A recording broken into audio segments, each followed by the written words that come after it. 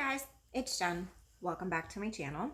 If you look below in my description box, you will find a link to my Patreon, to my merchandise, to my Amazon wish list, which I use to help local people in recovery or who have just come home from incarceration or who are struggling. So as many of you know, I am a woman in long-term recovery. I am also a CARC, a CRPA, a rape crisis counselor, a Narcan trainer, and a whole bunch of other goodies that help people get on their pathway to recovery. So today I'm going to talk to you guys about SHU, S-H-U. So SHU is a special housing unit. I had mentioned it in a couple of my previous videos last week, and I figured I would go more into depth with it today to give you guys a better understanding of what it really is. Don't mind the noise in the background. Luna is finally adjusting to being here, and she's full of it this morning. She's been running all over like crazy, so sorry if you hear her. She's just having some fun. So, okay. Let's see. Special housing unit is where you go for extended lock. It is the ultimate solitary confinement.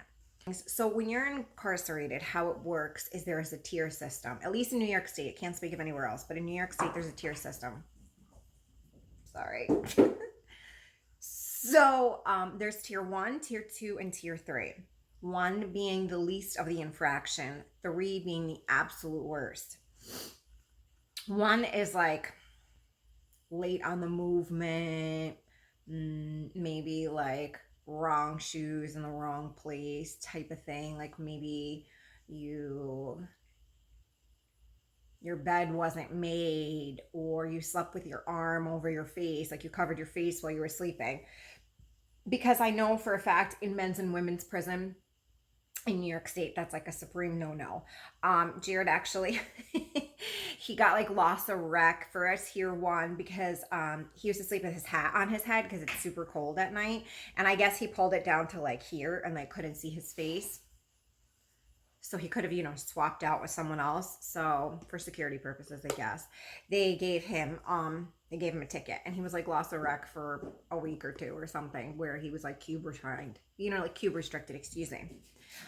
When you get a tier 1 ticket, it's a minor infraction, loss of rec, loss of whatever. Tier 2 is a little bit higher of an offense. Maybe you were caught at a place, like maybe you thought you had a call out to such and such, but you didn't, or it wasn't on the call out, or you went anyway, or whatever the case may be. That will get you like a tier 2. Tier 2 could be like loss of packages, loss of phone, loss of commissary, like that's hurtful stuff. Like you feel that in your soul. You get lots of packages and commissary for 30 days. Whew, it's rough. Like, oh, so I'm going on a diet this month? Okay. So that's how the tier system goes. When you get to a tier 3, usually that means you're immediately going to lock. Like usually when, I'm trying to think, like tier 3, smuggling is a tier 3 situation. Fighting is a tier 3 situation. Being on someone else's unit, we have things like we nickname dirty girl tickets. Dirty girl ticket is being a dirty girl. Like you're in someone else's cube and she's naked, or you're naked, or you're caught in the act, or whatever. It's called a DG, a derogatory. I'm trying to think what exactly it stands for. I'll figure it out and I'll let you guys know. But so it's a DG, so we nicknamed it Dirty Girl because you get caught in the act, so to speak. There are a lot of things that go on like that. Lying, fighting, severe, like severe stuff. So when you get caught for something severe like that, usually you go to lock immediately. So officers come, they lock you, and they put you in regular keep lock. So until you have your hearing, you're in regular keep lock. Unless it's a heinous crime in the eyes of the Department of Corrections, you usually go to keep lock first. If it's severe enough, like you shank somebody or you whoop someone's ass so bad that they, you truly hurt them. Luna's right behind me pushing toys around. I'm sorry, guys. So anyway, if it's like especially heinous like that, then you go to SHU. SHU is absolutely, positively horrible. Thank my lucky stars, I have never ever been there. I've been to Keep Lock several times. I've never been to Shoe. Shoe is horrible. So you are not allowed any of your belongings.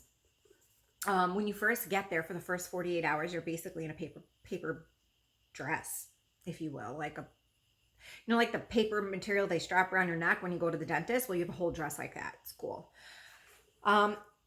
Excuse me. You get like a quarter of a roll of toilet paper. You don't get any of your hygiene products, none of your personal belongings, no food, no extra pillow, no personal sheets, no nothing. All your personal stuff goes into storage. You then, after like 48 hours of being there, then you'll get sheets, then you'll get a blanket, then you'll get a pillow, because they want to make sure there's nothing that you can commit suicide with. You get a toothbrush, and the toothbrush is about yay big. You literally have to stick your finger through, like, so it's like a toothbrush that's bent in half, if you will. So there's no sharp edges on it, so you can't make a shank to stab yourself or kill yourself. So you get that, and then you get like a little travel size toothpaste. It's not even travel size. It's like 5 uses. It's crazy. You can ask, after a certain amount of time, you can ask for a paper and pencil. You get a little like golf pencil, so you can write your loved ones. Once a week, they have a book cart that goes through, and you're allowed to take like 2 books at a time. I'm trying to think what else I can tell you guys about. Like, it's horrible. It's absolutely horrible. Your meals come to you. So you get your meals 3 times a day. You're not allowed to keep anything. You shower every 2 days. Yeah, every 2. So Monday, Wednesday, Friday, you shower, and there's no showers on the weekend. Depending on where you're at, if you've gone to your hearing for your ticket and have been sentenced in Shoe, because even when you get a ticket in Keep Lock or Shoe, you get a hearing. So you go in front of, that's another thing. Like, it depends on how serious your crime is. So if your offense is something as simple as,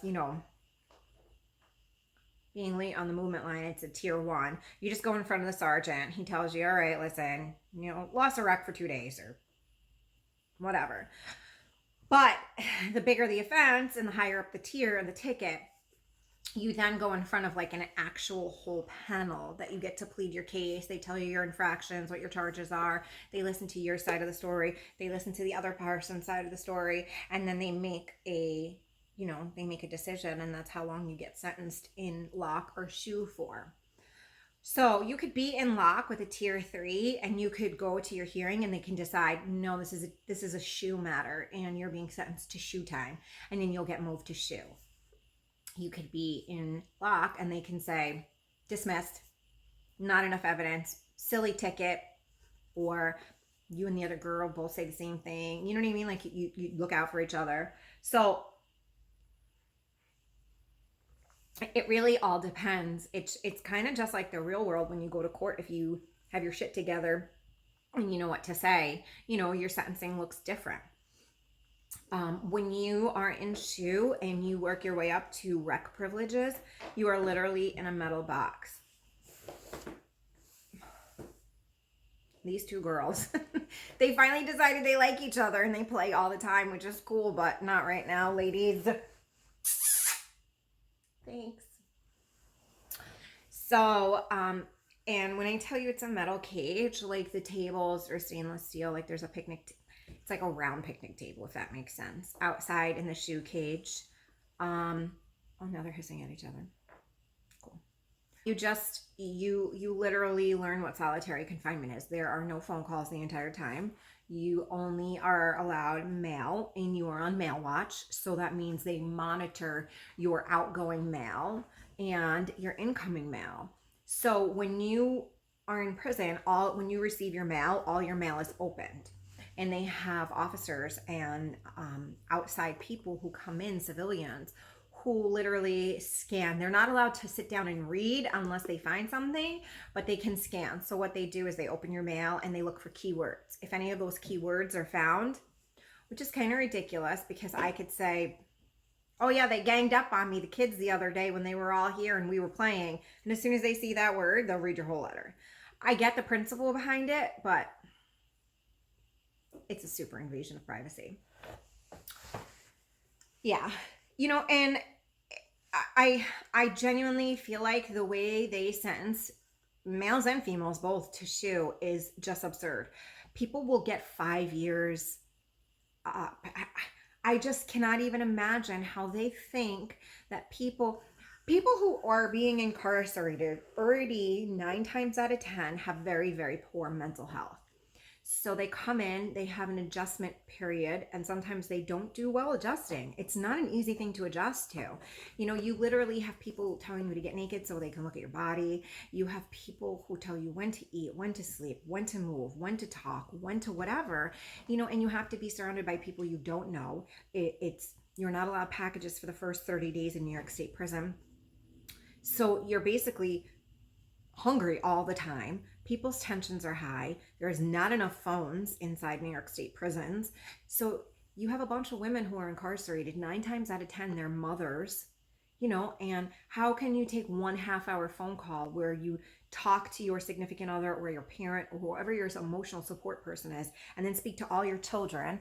It's just a harsh system the way they have it. And I get it. I understand people, like a lot of people usually want to argue with me and say like, well, prison isn't a fun time, da da da da. It's not. It's not meant to be a fun time, but it's also meant to teach people how to be productive members of society and how to learn to be better than when they came in. How locking someone inside a box helps anybody, I don't know. I don't know how people expect people to go into situations like keep lock and SHU and then come out with better mental health and have a more positive attitude. It's cruel and unusual punishment. You're locked inside a box 23 and 1. 23 and 1 meaning you're inside the box 23 hours out of the day, and one day you get out for rec. You get no interaction with any other inmates while you're in there. Hopefully you have an officer that's decent that works the unit that you're locked in on, and they actually have a 5-second conversation with you throughout the day. Other than that, it's nothing. I mean, like you hear when you're, you know, and I was only in Keep Lock, you hear girls singing, you hear them talking to themselves just to hear another voice. You hear girls reading out loud to themselves just to be able to have some sort of something to hear, because the silence is so incredibly loud. It's crazy. You know, I've been very blessed in the most I ever did. You know, in state time, the most I ever did was 90 days in Keep Lock, and in county time, the most I ever did was 65 days. So I'm truly blessed on that. I cannot imagine being incarcerated in SHU for the amount of time that some of these poor women and men get. Like I said, you're literally locked in 23 and 1. You don't have you're already away from everything and everyone you love, and then they just take away all your personal effects. I think after a certain amount of period of time, you're allowed to have like 2 pictures. It's just a really mentally debilitating place to be.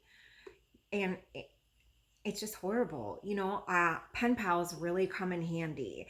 And tell me what you guys think in the comments below. So I do know a lot of women who are still incarcerated. And I'm pretty sure Jared knows a bunch of men that still are. What do you think if we started a pen pal program? Like, mail is everything when you're locked up. Even if it's just a card from a stranger that says, God bless you, keep on going, and this is only a short time, or whatever, any type of encouragement. If you guys are interested in that, please comment down below, and I will put together something where you guys can get access to, right people who are still incarcerated. So if you have any questions about SHU, please feel free to let me know.